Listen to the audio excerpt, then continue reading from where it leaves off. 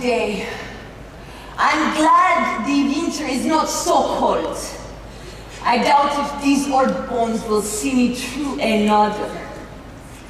Can't say I mind though.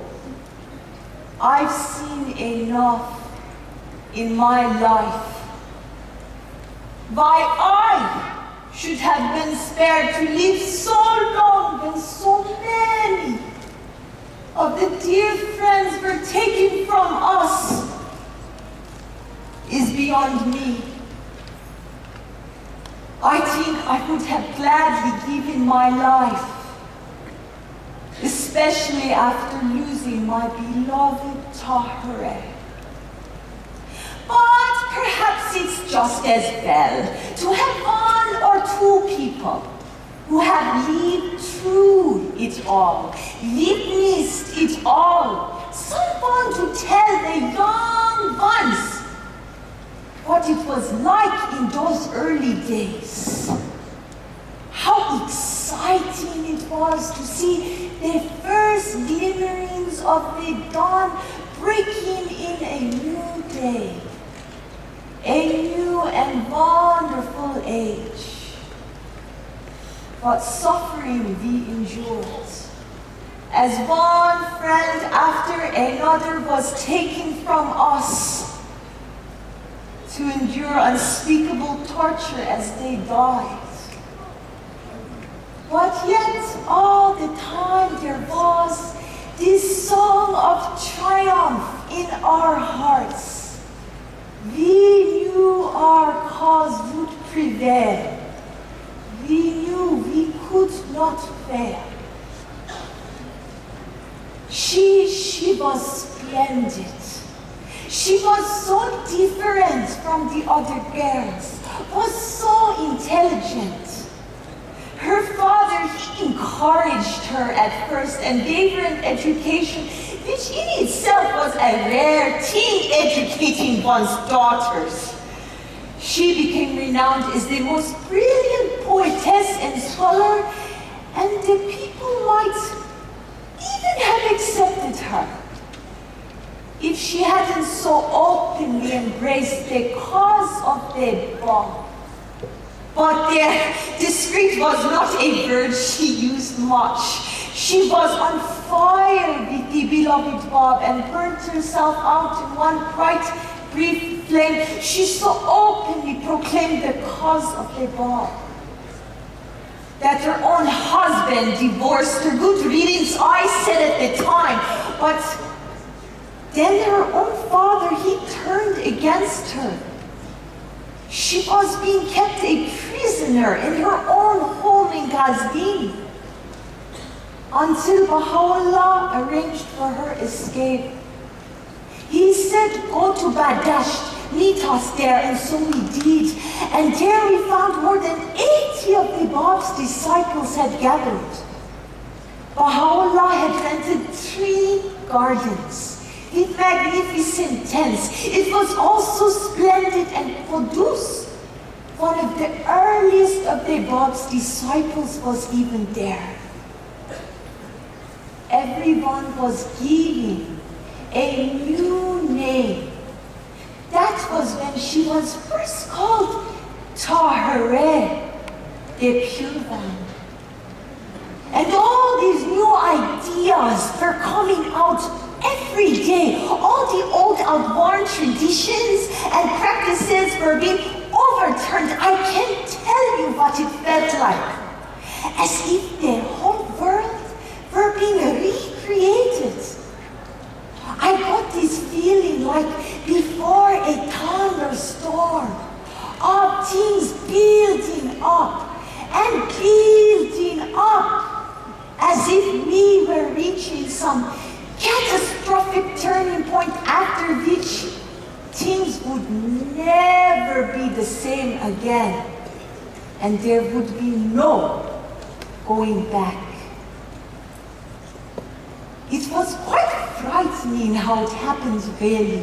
We thought Qudus was going to kill Muhammad Hassan, Tahireh's messenger. Tahireh had sent Muhammad Hassan to her tent, to invite Qudus to her tent.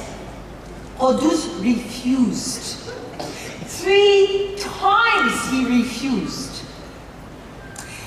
Well, I suppose he was with Baha'u'llah and felt he had to, but on the 3rd time, Muhammad Hassan gave Qudus his sword and wanted him to kill him if he would not come to Tahireh's tent. And just as Qudus was going to raise that sword, Tahireh entered the tent. But this was it, you see. Her face was completely uncovered. She just walked into that tent with Baha'u'llah and Qudus, and I don't know how many other men, and her face was completely uncovered. I was running after her with the veil. She had left it completely behind. Can you believe? And I saw her enter the tent. Well, I all but fainted. I nearly died. I was expecting the sky to fall in. And I have never seen Qudus so angry. I thought he was going to use the sword against her. But she was radiant, so confident, so dignified, joyful. She just took her seat as if nothing were out of the ordinary. But of course there was such a commotion. Most men just stood there with their mouths open and were completely dumbfounded. Some they ran away. One man, he even cut his own throat. He didn't know what to do. Mullah Abdul Khali Isfahani, they told me his name was. Can you imagine doing such a thing? The strange thing is that Baha'u'llah didn't seem to be angry or upset by it at all. And as usual, love seemed to shine out of him. It almost seemed as if he approved of what she was doing. And then she gave the finest speech I have ever heard. Of course, now I can't remember exactly what she said, but the language was so beautiful, so exquisite. It sounded like the Quran itself. At the end, she quoted a verse from the Quran. Amidst gardens and rivers, the pious shall dwell in the presence of their potent king. Some said she looked at Baha'u'llah when she said this. No, others said it was Qudus. But I was more struck by what she said next. I am the bird of the Quran, the bird that shall put to flight the chiefs and nobles of the earth. Now, I can't tell you exactly what she meant. I just have this feeling that I'll try to explain. You see, I think that she was trying to say that in this new religion, women would finally have a say in things. Tahireh, after all, was a woman, and she had unveiled herself to reveal her true self, her true nature, if you will. And then she said that she, a woman, was the bird of the Quran, the chosen one. and that this word would put to flight the chiefs and nobles of the earth.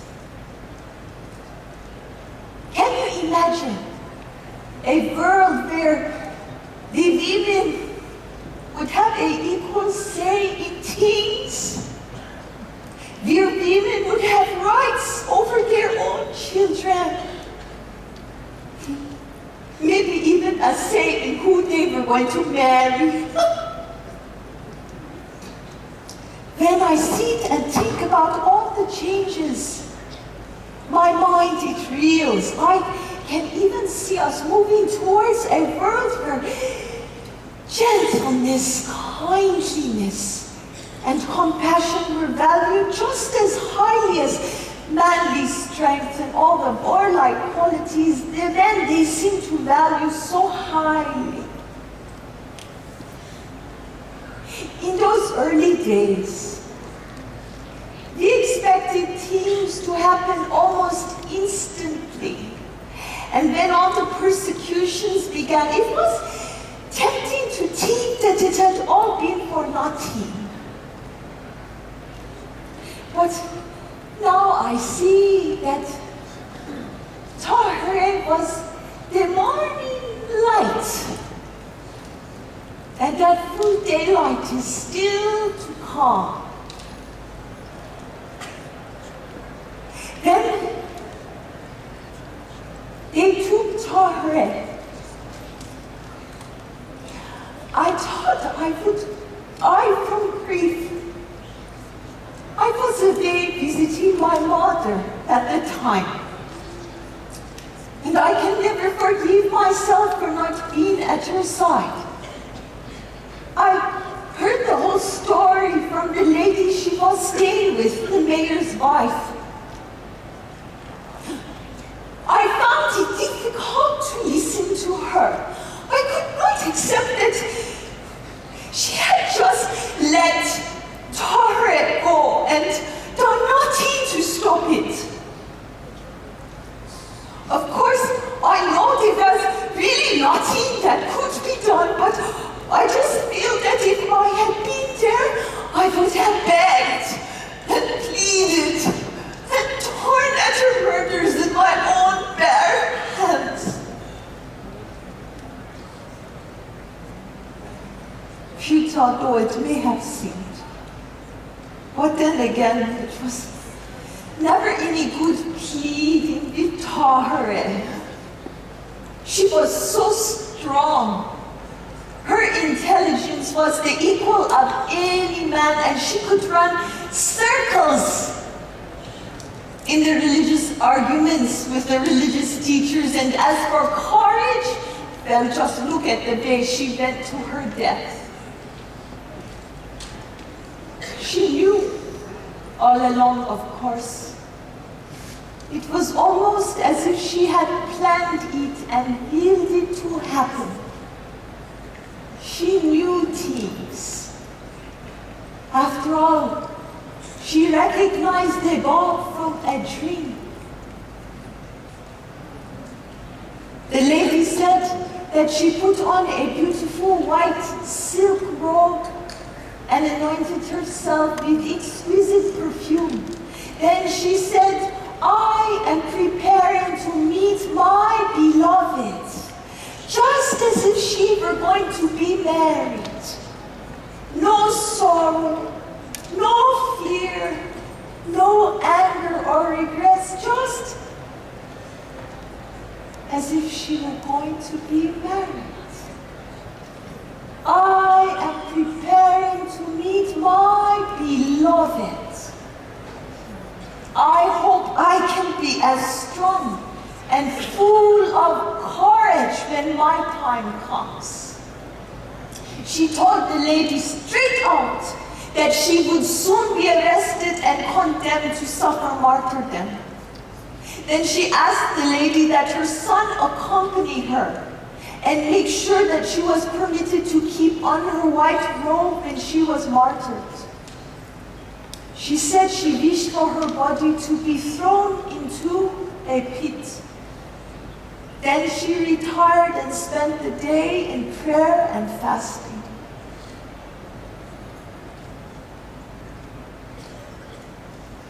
When the henchman of the lieutenant came for her, she was ready. She gave the lady's son who accompanied her a beautiful silk scarf. She said that she wished to be strangled and that he should make sure that this scarf was used for that purpose.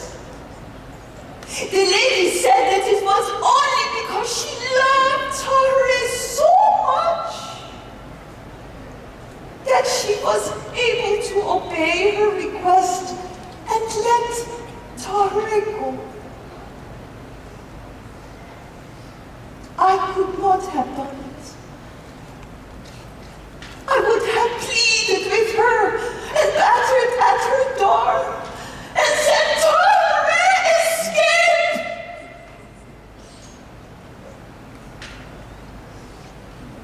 But no. That's a selfish sort of love, really. It's much better to be detached and allow them to have things to happen as God wills them. There must be some deep purpose in all the suffering happening in our poor country. The beloved Bob himself was taken from us. When the lady's son returned several hours later, his face was drenched with tears and he was cursing the lieutenant and his henchman. He had said that he had taken Tahireh to a garden outside the city gates. There he had found the lieutenant and his henchman in a state of drunkenness and debauchery, roaring with laughter and behaving in the most unseemly of fashion. At her approach, he had shouted, "Let that miserable wretch be strangled and her body cast into a pit." Granting Tahireh's wishes without anybody's same effort. And so, she was strangled,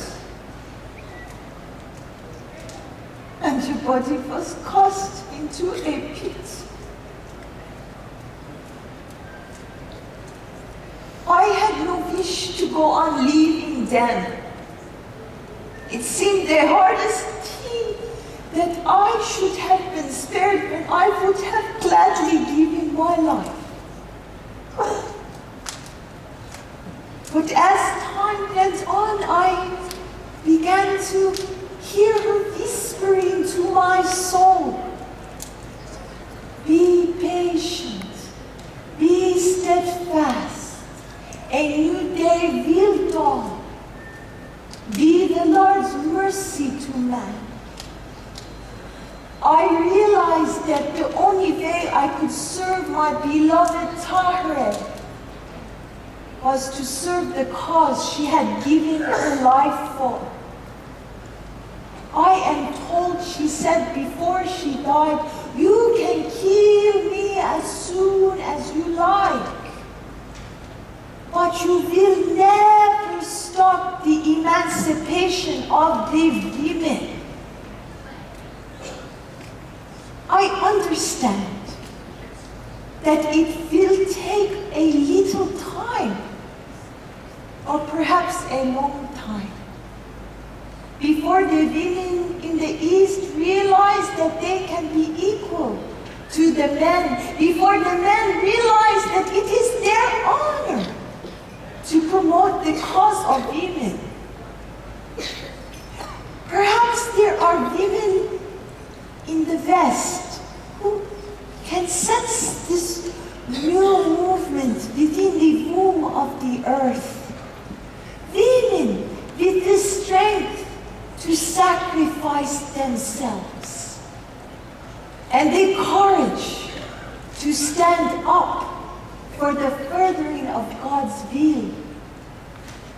If such men and women will take up that torch,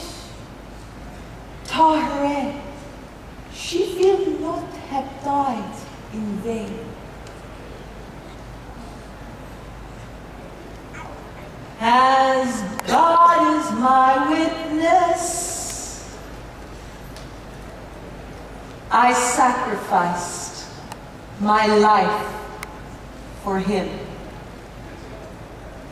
As God is my witness, I am steadfast in my loyalty to him.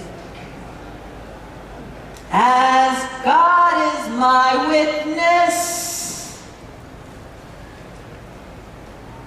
from the moment that I arrived at the station of the eternal,